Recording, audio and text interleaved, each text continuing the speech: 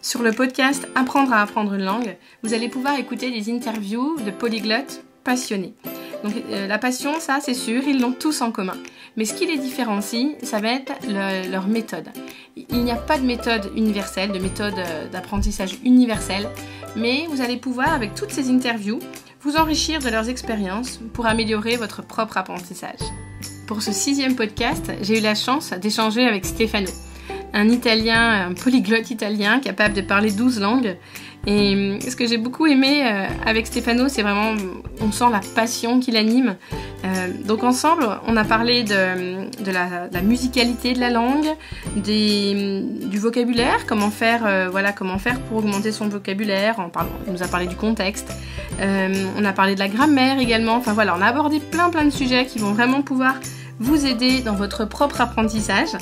Donc Stefano a une chaîne YouTube qui s'appelle Lingua e Passione.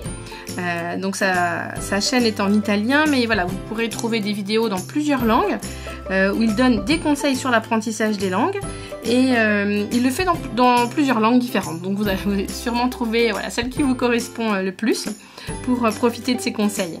Et avec Stefano, il m'a aussi beaucoup parlé d'italki. Donc il l'utilise pour transmettre les langues, mais aussi pour en apprendre de nouvelles. Donc c'est une plateforme où des milliers de personnes sont inscrites et voilà, vous allez entendre dans le podcast, il nous parle des avantages, de tous les avantages d'utiliser une plateforme comme italki. Et si jamais vous avez envie de tester, je vous invite à passer par le lien qui est dans la description du podcast. Voilà, ça permettra de soutenir le podcast et je serai contente de vous avoir fait découvrir italki. Allez, je laisse place à ma conversation avec Stefano. Bonjour Stefano. Bonjour Céline. Je suis contente de t'inviter sur le podcast aujourd'hui. J'ai plein de questions à te poser sur toutes les langues que tu as apprises, comment tu as fait pour les apprendre. Alors, tu es italien, c'est bien ça ? Oui. Voilà. Et tu vis à Bruxelles. Oui. Voilà. Et donc, tu parles italien à tes enfants et Oui. en finnois, Finnois et allemand avec ma femme. Voilà. Donc, dans votre maison, il y a déjà 3 langues au quotidien. Oui. et tu me disais avant l'enregistrement que quand tu sors de chez toi, quand tu es chez toi ou quand tu sors de chez toi, chaque jour, tu vas pouvoir parler déjà 5-6 langues différentes. Et oui. Donc, j'étais surprise, je ne savais pas qu'à Bruxelles, c'était aussi, comment tu as dit International. Voilà, international.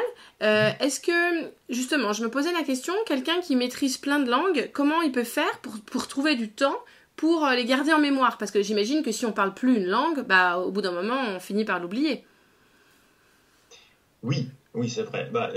On finit pour l'oublier si on n'a pas encore, on n'est pas encore arrivé à un niveau suffisamment haut. Dès qu'on est à un bon niveau, normalement, on n'oublie pas la langue complètement, mais ça devient un peu, ça reste dans le coin du cerveau et elle attend d'être reprise, on va dire ça. Mais si on arrive à intégrer, ça c'est très important, à intégrer l'utilisation des langues dans sa vie, ça devient automatique de les utiliser et on les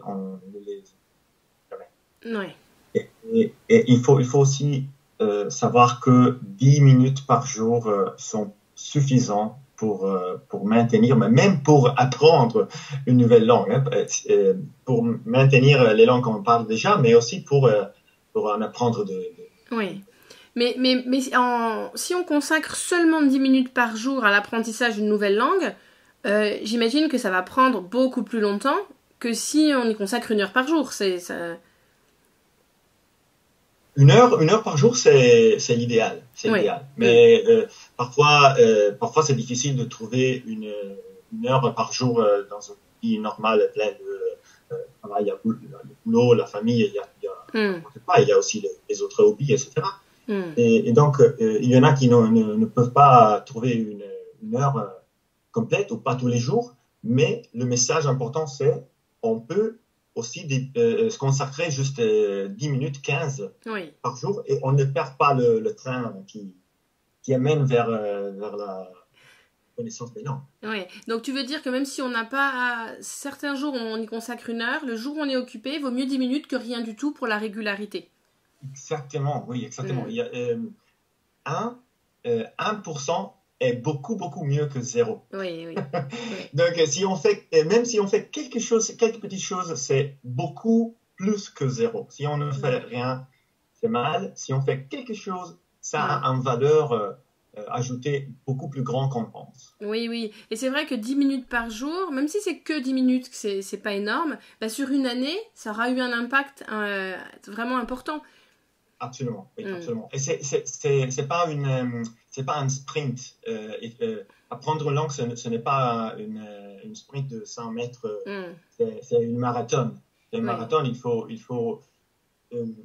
ne faut pas partir trop fort.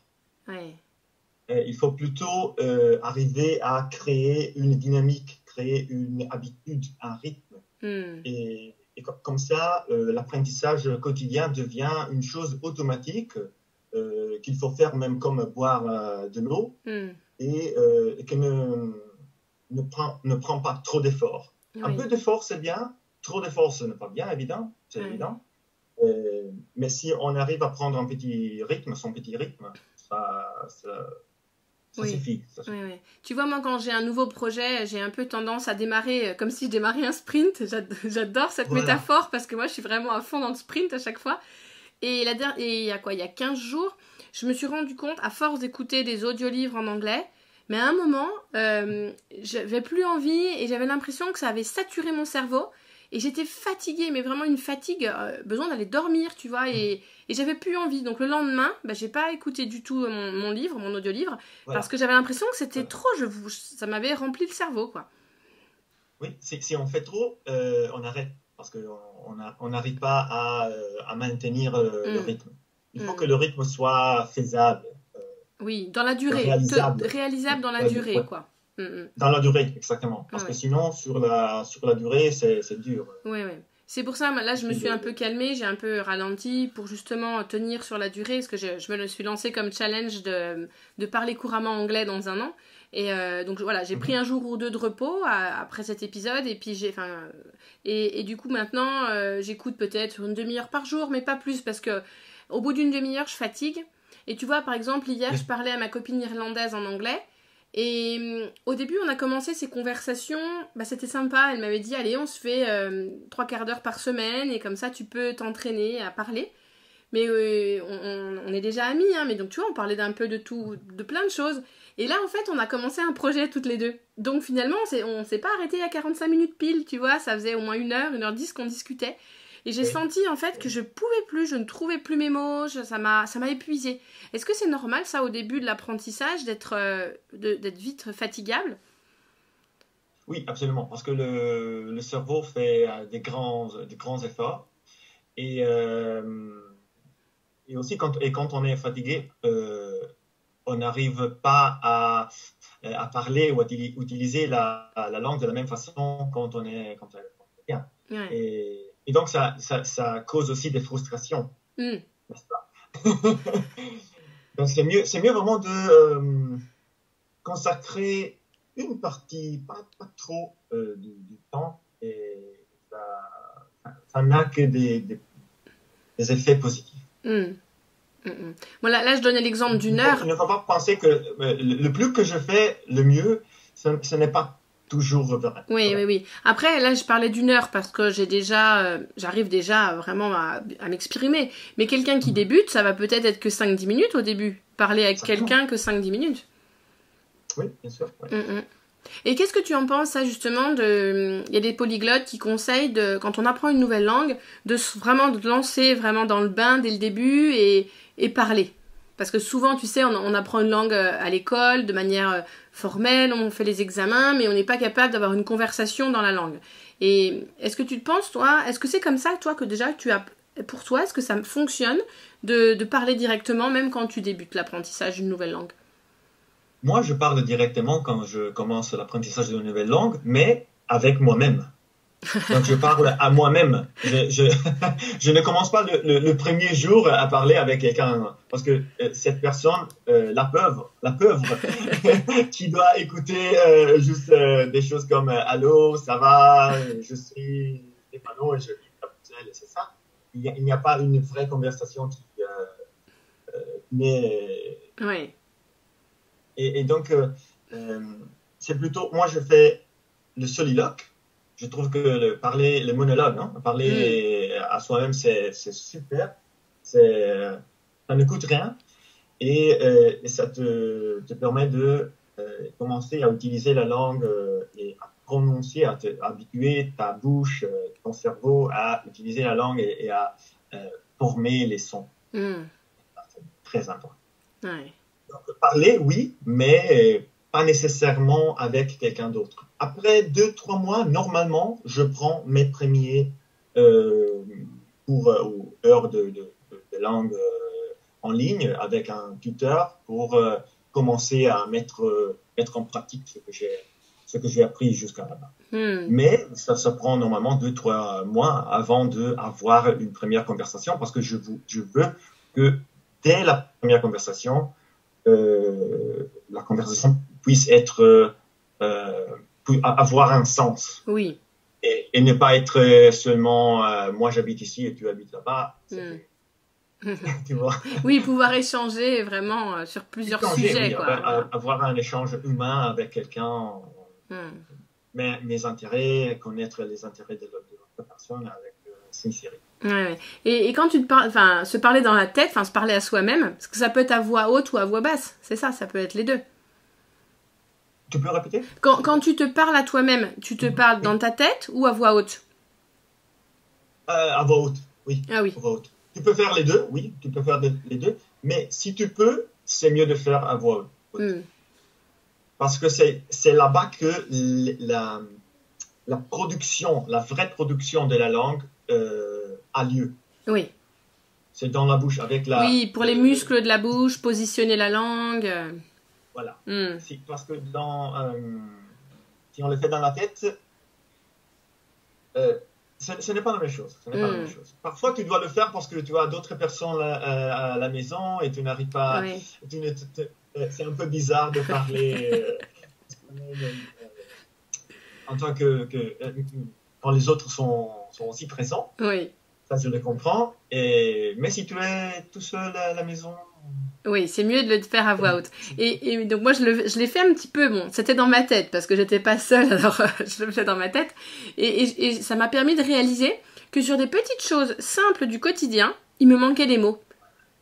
Parfait, c'est parfait. C'est exactement la raison pour laquelle je pense que c'est tellement utile. En faisant ça, on se rend compte de ce qui manque. Oui. Ce qui nous manque dans notre vocabulaire. Et c'est toujours des choses dont on a besoin dans une vraie conversation. Donc, à chaque fois que tu te rends compte de ça, tu peux prendre note des mots ou des expressions que tu n'as pas été capable de produire et tu peux les chercher. Tu peux chercher comment est-ce qu'on dit ça. Si c'est compliqué, si c'est une chose de grammaire compliquée, tu peux demander à un tuteur en ligne. Si c'est une chose plus facile, tu peux la trouver en ligne sans payer un euro. Et voilà. Et donc, c'est pour ça que c'est tellement utile. Parce que c'est une vraie conversation. C'est des vraies choses dont tu vas avoir besoin dans ta conversation avec les gens. Ouais. Et tu vois, je suis en train de faire le rapprochement avec autre chose. Un des piliers de l'apprentissage, parce que tu sais, je suis je suis enseignante Montessori et je m'intéresse beaucoup aux neurosciences. Et un des piliers de l'apprentissage, c'est le retour sur erreur, le fait de se tester. Tu sais, se tester pour voir si on sait. Et puis, mince, je sais pas. Bon, j'apprends et je me teste. Et là, en fait, quand on fait ça, quand on essaye de parler, on se parle à soi-même à voix haute, en fait, c'est ça, on se teste et on se rend compte tout de suite si on sait le dire ou si on sait pas le dire. Et si on ne sait pas le dire, ce n'est pas grave. Non, c'est normal au début. On va apprendre. Il y a beaucoup de gens qui se font des problèmes à faire des erreurs, pour faire des erreurs. Ils veulent éviter de faire des erreurs et dans l'embarras, on dit ça, dans l'embarras. Dans l'embarras, oui, dans l'embarras. Dans l'embarras, voilà, ils sont dans l'embarras quand ils font des erreurs, mais c'est absolument normal et il faut le faire pour pouvoir apprendre. Si on attend jusqu'à ce qu'on soit parfait pour commencer à parler, ça n'arrive jamais. Bah non. Ça n'arrive jamais. Bah non, c'est pas possible. C'est comme le vélo. Oui, on peut pas savoir pédaler. Tu n'attends pas, tu ne lis pas des livres et livres sur comment on va en vélo et avant de monter sur un vélo. Tu vas sur le vélo et tu essayes. C'est un petit peu la même. Ouais. Oui, et si on a besoin si on veut avoir une conversation, il va falloir s'entraîner à parler pour voir ce qu'on arrive à faire, où on fait des erreurs. Si on veut s'entraîner à lire, il va falloir lire. Et écrire, enfin tout ça, c'est des compétences différentes en fait. C'est ça, il faut s'entraîner sur vraiment les compétences qu'on veut pouvoir acquérir. Oui, et c'est pour ça que je conseille toujours de varier les recours qu'on utilise pour apprendre une langue dès le début, dans une mesure modérée. C'est-à-dire, on peut utiliser un livre, par exemple, pour lire, un livre basé sur les dialogues. Si on veut apprendre une langue pour la parler, c'est mieux d'avoir un livre d'apprentissage qui soit basé sur les dialogues. Et pas sur, je sais pas, des histoires ou des descriptions, des choses comme ça. Et puis, on peut prendre aussi une ou deux chaînes vidéo, par exemple, sur YouTube. Suivre, mais pas trop. Pas commencer avec 3 livres et 50 vidéos différentes. C'est trop. Et il peut y avoir aussi un podcast pour l'écoute passive ou quand on fait d'autres choses à la maison, etc. Donc, mais il faut que les recours soient pertinents et adéquats à ce qu'on veut atteindre dans l'apprentissage de la langue. Si on ne veut que converser, donc parler avec des gens, il faut choisir des recours qui soient faits pour ça. Oui, tu veux dire qu'on va choisir nos ressources en fonction de ce qu'on veut être capable de faire. Et c'est ça, hein. Et limiter aussi le nombre, limiter le nombre de ressources pour pas s'éparpiller. Oui, parce que sinon on a, comment est-ce qu'on dit ça, on a trop de choix et on n'arrive pas à choisir. Ça arrive que quand on veut, je sais pas, commencer à apprendre le français, par exemple, ou l'anglais, on va à la librairie et on achète, je sais pas, 4 livres, et puis aussi on s'abonne à 2000 podcasts et on suit, je sais pas, 10 chaînes de YouTube. En plus, c'est trop et on n'arrive pas à se concentrer sur une ressource. Oui, il faut trouver, l'idéal, c'est quand même de prendre un petit peu de temps pour trouver la ressource qui nous plaît. Parce que tu vois, sur les podcasts, ils sont tellement différents. Bah voilà, il faut trouver celui avec lequel on accroche. Voilà. Mais une fois qu'on a trouvé notre bonne ressource, on s'éparpille pas, quoi. Exactement. On reste sur ce recours jusqu'à la fin. Et puis, on peut opter à la ressource suivante quand on est, par exemple, à un niveau intermédiaire. Et là, on cherche d'autres choses. Mais... Oui.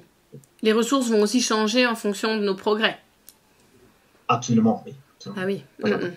Et tu disais à l'instant là que quand on écoute un podcast en faisant autre chose en même temps, est-ce que ça aura quand même un intérêt si on est en train de cuisiner ou je sais pas moi faire le ménage ou faire la cuisine, ça demande un tout petit peu de concentration, pas extrême. Enfin, c'est assez. On a l'habitude de le faire en général, donc on est quand même assez rodé. Mais qu'on a quand même besoin de faire attention à ce qu'on fait un tout petit peu. Est-ce que si on écoute un podcast dans une langue étrangère en même temps, même si on n'entend pas tout, parce que des moments on va être plus concentré sur la recette de cuisine, est-ce que ça a un intérêt quand même ? Absolument. Si on est déjà à un niveau intermédiaire, c'est ce que je fais et ça fonctionne très bien. Bien sûr, si on est encore débutant, il faut faire une écoute plus concentrée. Oui. Donc c'est plus intensive et moins extensive. Hein? Donc, il y a aussi aussi avec les livres, on peut faire la même chose. On peut lire de manière extensive et on peut lire de manière intensive, c'est-à-dire vraiment en cherchant en essayant de comprendre tout.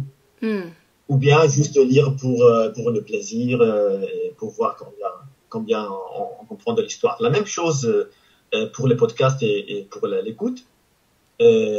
Si tu es déjà à un niveau intermédiaire, c'est très bien de se relaxer en faisant d'autres choses et laisser que les mots entrent dans le cerveau. Et ce n'est pas nécessaire de comprendre 100% des mots. Oui. Oui, on peut très bien écouter de la musique en même temps qu'on est en train de faire autre chose. Voilà, la musique dans... C'est un petit peu comme une musique, hein, n'est-ce pas? La langue, c'est un petit peu comme une musique, hein, pour moi. Au moins pour moi.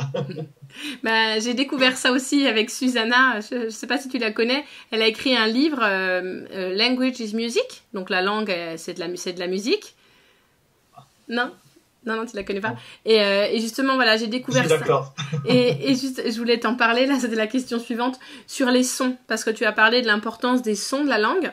Et moi, je me rends compte que quand j'ai appris l'anglais à l'école, en fait, ça date, donc j'ai peut-être oublié, mais j'ai pas l'impression que les premiers mois ont été consacrés à entendre et bien prononcer les sons qui n'existaient pas en français. J'ai l'impression qu'on est directement rentré dans le vif du sujet. Et là, en fait, si tu veux, je suis en train de trouver des ressources gratuites pour m'habituer à prononcer certains sons, parce que j'entends bien que quand je dis le mot, il n'est pas tout à fait bien dit, mais j'arrivais pas à le prononcer. Donc là, j'ai pris conscience que la langue n'a pas tout le temps la même position dans la bouche, tu vois, et j'ai l'impression de reprendre cet apprentissage au début, quoi. Oui, c'est très important de commencer dès le début à bien prononcer, pas seulement les sons. Les sons, c'est très important pour les mots tout seuls, mais aussi l'intonation de la phrase dans une langue. C'est un aspect assez important aussi, parce qu'on parle aussi des accents, n'est-ce pas? Il y a des gens qui parlent très bien une langue, mais on entend tout de suite qu'il y a quelque chose qui ne va pas bien au niveau des accents. Et ça reste, comme tu as dit, si on commence pas en faisant attention à ça, ça peut rester et puis il faut recommencer. Et donc pour ça, il faut tout d'abord, ça peut être un peu banal, mais bien écouter. Bien écouter, bien se rendre compte des différences entre donc des sons qui n'existent pas dans notre langue maternelle. Et là, en lieu de dire c'est trop compliqué, ce son je vais l'éviter ou le faire d'une manière différente, se concentrer justement sur les sons qui ne sont pas dans notre langue maternelle et essayer d'imiter comme des singes, il faut devenir vraiment, il faut retourner si on veut à être des singes, comme des acteurs et des actrices. Imiter vraiment sans embarras et exagérer, c'est encore mieux. Si on arrive à exagérer justement les sons qui sont plus difficiles, et si on arrive à les exagérer, on arrive à prendre contrôle des sons. Une fois qu'on a exagéré un son, on peut s'habituer à contrôler et intégrer ce son dans l'oral. Et quand tu dis imiter, je comprends bien pour un mot, tu vois. Un mot, tu le répètes vraiment en imitant la personne, en essayant de le prononcer pareil. Mais comme tu disais, il y a aussi l'intonation de la phrase. Et là, c'est plus difficile parce que j'ai l'impression que c'est jamais la même chose. Ça dépend peut-être si c'est une phrase affirmative, si c'est une phrase interrogative, si la personne, elle doute, tu vois, selon l'intention qui est derrière, ça change tout le temps, j'ai l'impression. Oui, ça prend du temps, parce qu'il y a les différentes intonations par rapport au type de phrase, c'est évident, mais ça prend du temps. Mais on peut déjà, dès le début, essayer d'écouter la langue, même sans vraiment comprendre, parce qu'on est encore débutant. Et comme ça, on fait l'oreille à l'intonation la plus générale, on va dire. C'est typique, n'est-ce pas, quand on imite une personne qui vient, je sais pas, d'Allemagne, on fait une certaine imitation, une certaine intonation. Et c'est justement ça. D'accord, c'est des stéréotypes, donc on ne veut pas faire trop de stéréotypes, mais il y a aussi une partie de vérité. Et je trouve que ça, c'est absolument faisable. D'accord. Donc tu dis, pour un débutant, ça peut être écouter des musiques, écouter quelqu'un parler, même si au début on comprend pas ce qu'il dit, mais juste pour s'habituer à la musicalité de la langue. À la musicalité, oui. Voilà. Et puis après, quand on commence à comprendre un peu plus, on continue pareil d'essayer d'imiter pour reproduire la même chose. Oui, reproduire, comme des robots, si tu veux, au début. Et puis, ça devient une deuxième nature. Par exemple, je ne sais pas, quand je parle le portugais, automatiquement, j'ai l'intonation de la phrase portugaise. Ouais, bah oui. Ça devient vraiment automatique après. Oui, ça va Mais ça avec. prend du temps, ce n'est pas une chose magique qu'on apprend en 2 jours. Hein. On parle toujours des choses qui ont fait petit à petit. Petit à petit, mais correctement dès le début. Oui, voilà. Parce que c'est difficile de retourner au début pour reprendre, pour éliminer des habitudes des mauvaises habitudes. Oui, d'accord. Et le dernier sujet que j'aimerais aborder avec toi, c'est sur les conversations. Donc tu me disais que tu étais tuteur sur italki. Est-ce que tu peux nous en parler un petit peu de comment ça se passe? Quels sont les avantages d'avoir une conversation comme ça en ligne? Il y a plusieurs avantages. Le premier, c'est que on reste chez soi et on ne perd pas de temps pour se déplacer. C'est incroyable quelle différence ça fait au niveau de temps perdu pour prendre des cours, mais aussi pour donner des cours. Je me suis rendu compte que en donnant des cours en ligne, j'utilise presque la moitié du temps que j'utilisais quand je donnais des cours live, comme ça, en personne. Bah oui. Et c'est déjà un avantage énorme en termes de temps. Puis, normalement, les cours en ligne coûtent un peu moins que les cours classiques ou en personne, même en groupe. Il y a des cours en groupe qui coûtent plus que les cours one-on-one, à deux, en ligne. C'est incroyable. Tu as vraiment 60 minutes ou je sais pas, 30 minutes de l'autre personne à ta disposition. C'est fantastique. Et donc la concentration. La concentration, il y a un professeur qui est là pour toi. Seulement pour toi. Et puis la disponibilité d'enseignants, évidemment. Il y a sur un site, sur une plateforme comme italki, il y a des millions de personnes qui sont là pour donner des cours et il y a des millions de personnes qui sont là pour prendre des cours. Et c'est vraiment le point de rencontre entre la demande et l'offre. L'offre. Entre l'offre et la demande, oui. Oui, l'offre et la demande, voilà. Et donc, tu trouves là des professeurs, des tuteurs pour des langues aussi très rares. C'est un autre avantage. Oui. Parce que c'est difficile de trouver des ressources et des professeurs pour des langues rares, mais là, tu les trouves. Tu les trouves facilement. Tu me disais tout à l'heure que tu te servais du finnois pour apprendre une japonaise, c'est ça? Apprendre le finnois à une japonaise? Oui, j'ai enseigné le finnois en japonais. En utilisant le japonais pour une dame japonaise. Le finnois, ça a été incroyable. Ça, c'est sûr que dans la vraie vie, c'est plus compliqué parce que si tu regardes chez toi à une trentaine de kilomètres à la ronde, t'es pas sûr d'avoir la personne qui est capable de le faire. Alors qu'en ligne, c'est l'avantage. Voilà. Parce que cette dame cherchait quelqu'un qui pouvait lui apprendre le finnois en japonais parce qu'elle ne parlait bien l'anglais, pas suffisamment bien.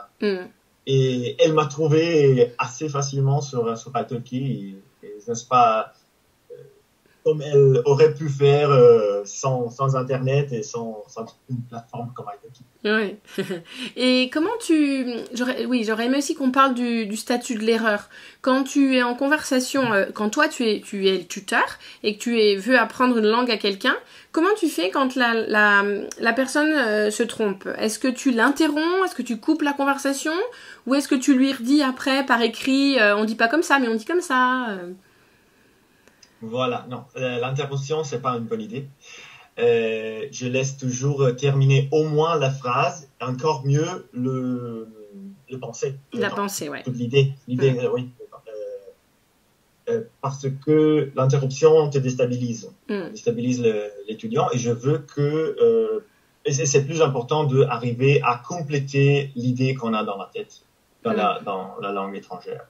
À la fin, absolument, c'est très important. Ça dépend aussi du niveau, hein, parce que temps on corrige, oui, mais seulement les choses les plus importantes ou les importantes ou plus graves.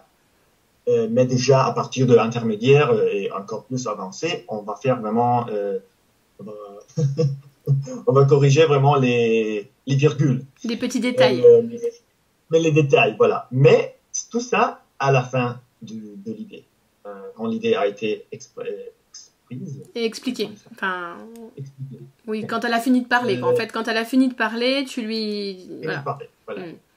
Et pour faire que ce soit plus efficace, on utilise par exemple un Google Document, un document sur Google, et où on peut écrire en même temps. Les deux peuvent écrire en même temps. Et on écrit le vocabulaire qui est nouveau et qui est intéressant et important et utile. Et aussi des petites explications de grammaire. D'accord. Donc toi, tu es vraiment content de cette plateforme et ça t'aide vraiment, ça t'aide pour transmettre les langues. Et est-ce que tu t'en sers aussi pour apprendre les langues? Bien sûr, bien sûr. Je fais les deux, donc je peux dire que les deux fonctionnent très bien. Et comme j'ai appris et j'apprends encore des langues très rares comme l'islandais, le finnois, le géorgien. Ça m'a permis de trouver facilement des tuteurs aussi pour ces langues-là. C'est génial. Et est-ce que tu penses qu'on doit aimer la sonorité d'une langue ou vraiment avoir une motivation forte pour réussir à apprendre une langue? Oui, bien sûr. La motivation, c'est l'élément le plus important de tous pour moi. Ouais. La motivation, il faut avoir vraiment une raison personnelle. Encore mieux s'il y en a plusieurs. Oui. Au moins une personnelle très, très, très forte qui nous pousse. Oui. Qui nous pousse. Il y aura toujours des moments où cette raison n'est pas suffisante toute seule. Et là, il faut qu'il y ait des petites aides comme une personne, un tuteur qui nous pousse. Tu sais, si on sait qu'on a un cours et qu'on a déjà payé pour le cours le jeudi, peut-être le mardi et le mercredi, on fait quand même quelque chose. Hein. Donc oui. C'est quelque chose on apprend un peu, on fait un peu au niveau de... Puis ce que tu veux dire peut-être, c'est qu'on procrastine moins. Si on sait qu'on a un rendez-vous avec le prof, ouais, ben voilà, on va se préparer pour le rendez-vous et puis on y sera au rendez-vous. On peut pas ne pas y être. C'est complètement normal. C'est complètement normal que la motivation personnelle puisse n'être pas toujours suffisante pour tout faire. Il y a des petites aides qu'on peut avoir pour s'aider à se motiver en continuation, à se pousser en continuation. Ouais. Mais alors pourquoi aussi, il faut aussi, désolé, c'est très important aussi, et il faut toujours essayer de consommer des contenus ou parler des thèmes que nous aimons vraiment et des choses dont on parlerait ou qu'on lirait ou qu'on écouterait quand même dans notre langue maternelle, parce que le thème est tellement important, tellement tellement bien pour nous. Comme je sais pas, moi j'adore le tennis. Je peux parler de tennis déjà en géorgien. Pas de problème. Bah oui. D'accord, parce que c'est une chose tellement jolie pour moi, tellement qui t'intéresse énormément, quoi, pour laquelle tu t'enthousiasmes. Voilà, enthousiasme. Ouais. Mais tu vois, je me suis pas trompée parce que apprendre à apprendre, voilà, c'est ma passion. Et j'ai préparé un petit guide, un e-book, et avec les 5 piliers de l'apprentissage. Et le premier pilier, c'est ça, c'est l'enthousiasme en fait, la motivation, savoir pourquoi on fait les choses, et voilà. Enfin, il y a une autre chose qui est super importante pour moi, si on a encore un peu de temps. Oui. C'est que c'est super important d'arriver à apprécier le processus de l'apprentissage en soi. Donc, prendre plaisir à ce qu'on fait sans être obsédé, je dirais, par les résultats, par l'obtention l'octroi des résultats. Parce que les résultats, je pense qu'ils arrivent de soi-même si on aime ce qu'on fait. Oui. Si on prend plaisir en ce qu'on fait, les résultats, c'est une conséquence automatique, presque. Et se concentrer sur le processus, ouais, c'est sûr. Tu vois, moi là, j'ai aussi voulu progresser en anglais. Enfin, ça c'était une des raisons. C'était pour comprendre un podcast sur le fonctionnement du cerveau. Un podcast de l'université d'Harvard, donc en anglais forcément. Et en fait, je me concentre sur le processus. Je me dis pas, je suis pas sur le résultat. Il faut que je comprenne tout. Non, mais à chaque fois que je réécoute le même podcast avec le texte sous les yeux, bah au fur et à mesure, j'en comprends toujours un petit bout en plus. Je me dis, j'avais pas compris ça la dernière fois. J'ai ça en plus aujourd'hui. Et du coup, tu vois, c'est le processus, quoi, pas le résultat. Et ça donne de la motivation en plus. Ouais. C'est un processus comment est-ce qu'on dit? Un cercle vertueux. Un cercle vertueux. Voilà, cercle vertueux. Voilà. Et quelle était ta motivation alors pour apprendre le finnois? Pour les Finnois, ça a été un peu bizarre. Ça a été le son de la langue qui me paraît comme une langue d'une autre planète. La façon. Est-ce que tu peux dire juste quelques phrases en finnois? Parce que je crois que je n'ai jamais entendu de finnois de ma vie, en fait. Pour les auditeurs aussi. Ah oui, d'accord. Et qu'est-ce que tu as dit alors? Qu'est-ce que tu veux que je dise? D'accord. Oui, donc là, les sons, il doit y en avoir pas mal qu'on ne connaît pas dans notre langue maternelle. Hein. Oui. Mais c'est pas grave. Pour un Italien, ce n'est pas trop grave non plus. Il y a les doubles consonantes et les doubles vocales qu'on a aussi en italien. Et alors, pourquoi tu avais envie? C'était surtout... Pardon? Oui, du coup, je t'ai coupé. Pourquoi tu as eu envie d'apprendre le finnois au final? Finalement. Oui, c'était surtout à cause de la grammaire. J'avais lu que le finnois, c'est probablement la langue la plus compliquée du monde, ou bien entre avec la grammaire les plus compliquées du monde. Et j'étais super curieux de savoir pourquoi. Et puis, je ne sais pas si tu connais un petit peu les cas de la grammaire, comme par exemple en allemand, on a le nominatif, l'accusatif, datif, c'est ça. C'est des choses qu'il y avait en latin aussi. C'est des choses grammatiques, de grammaire, pure grammaire. Ah oui.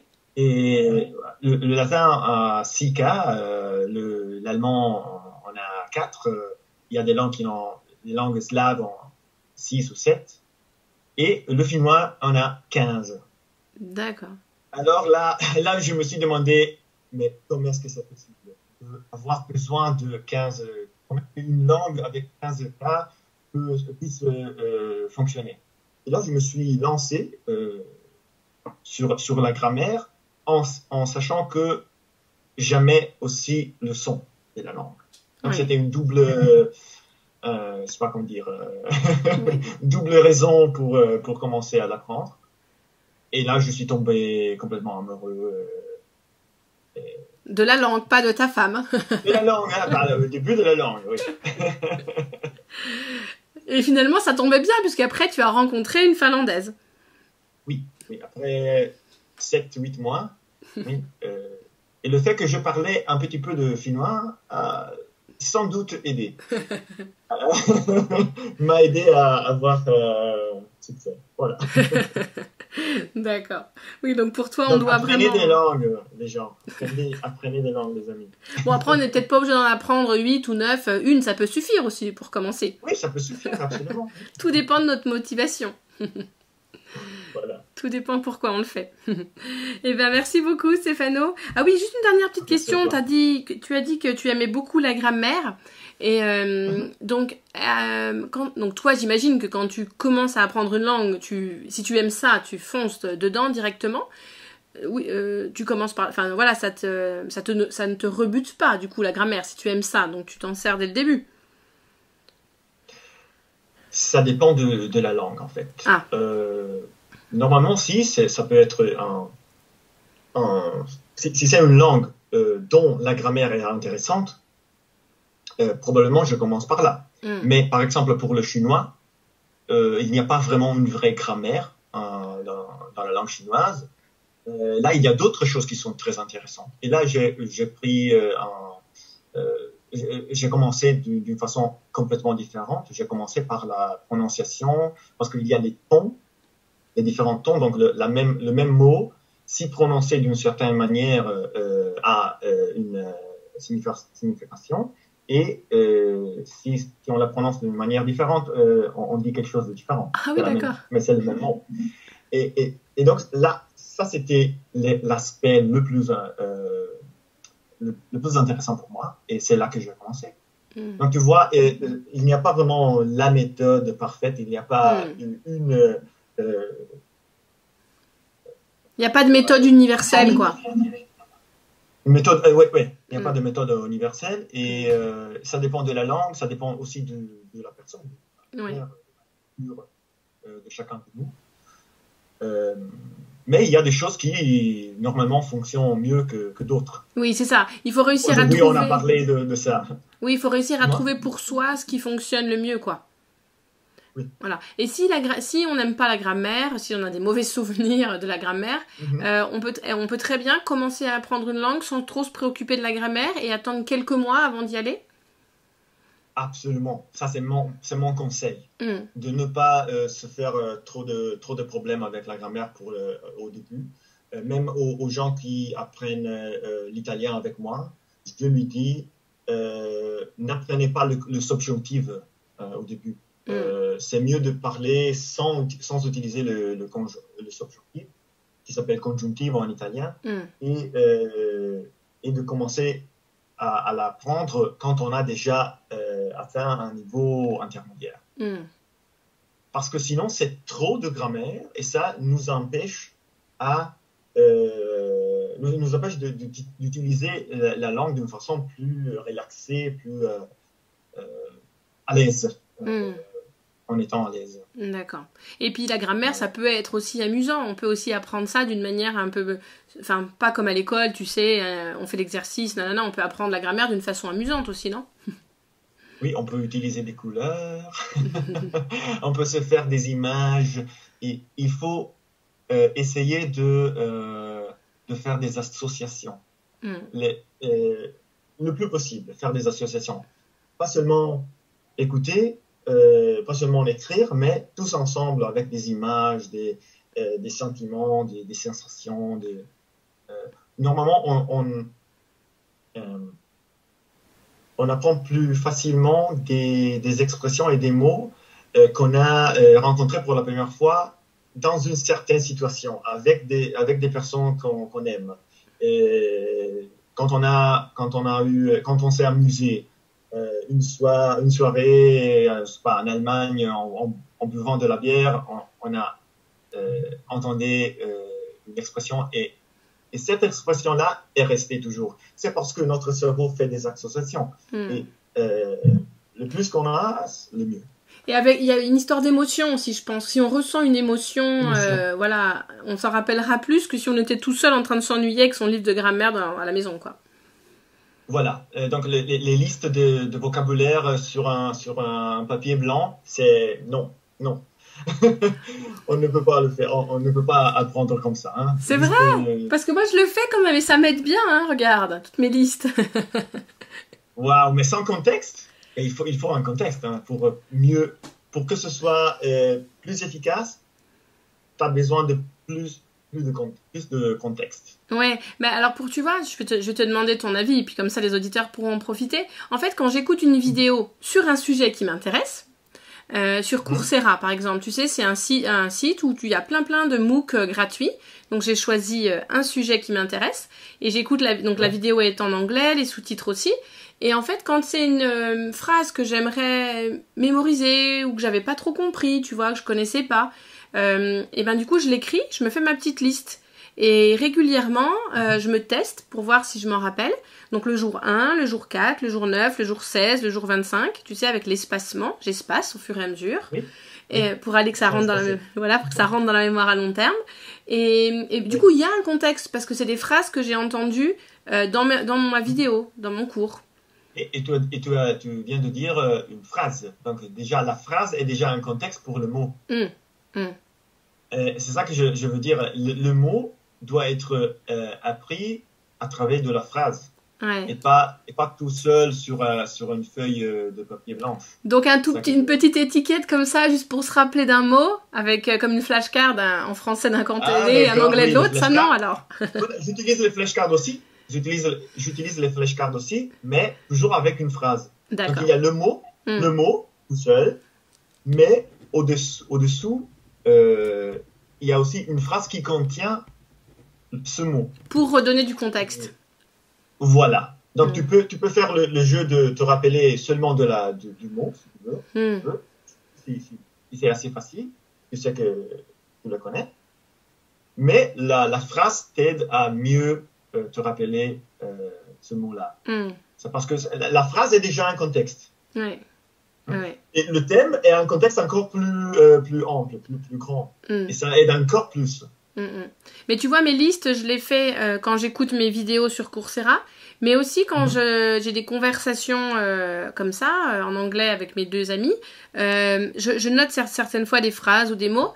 Et là, il y a eu une émotion, justement. Tu vois, je me rappelle pourquoi elle a utilisé ce mot-là, pourquoi elle l'a dit à ce moment-là. Avec qui? J'étais en conversation avec qui quand j'ai appris, quand j'ai vu ce mot pour la première fois? C'était avec personne X. Et oui, ça aide. Je me rappelle encore des choses que j'ai apprises en Allemagne avec mon meilleur ami allemand. Et ça va rester pour toute ma vie. Ouais, parce que c'était associé à... Il y avait une émotion, puis c'était associé à un contexte, voilà. Voilà. Et ça va. Et à chaque fois que... Je te jure, hein, à chaque fois que j'utilise ce mot-là, je pense à mon ami. Voilà. Bon, bah génial. Merci beaucoup Stéphano pour tous ces conseils précieux. Merci à toi pour l'invitation. À bientôt. Si vous avez apprécié ce podcast, n'hésitez pas à me laisser un petit commentaire. Je serai contente de lire vos retours. Et si vous posez des questions, ça peut être aussi l'occasion de les écrire dans les commentaires. Et ça me permettra de savoir un peu ce qui vous intéresse. Et je pourrai poser ces questions aux prochaines personnes que je vais interviewer. Donc voilà, les commentaires sont précieux. Et pour garder la motivation, savoir si ce podcast répond à vos attentes. Et aussi votre retour pourra aussi m'aider à plus adapter mes questions et les personnes que j'interviewe pour être plus proche de vos attentes. Voilà, je vous dis à lundi prochain.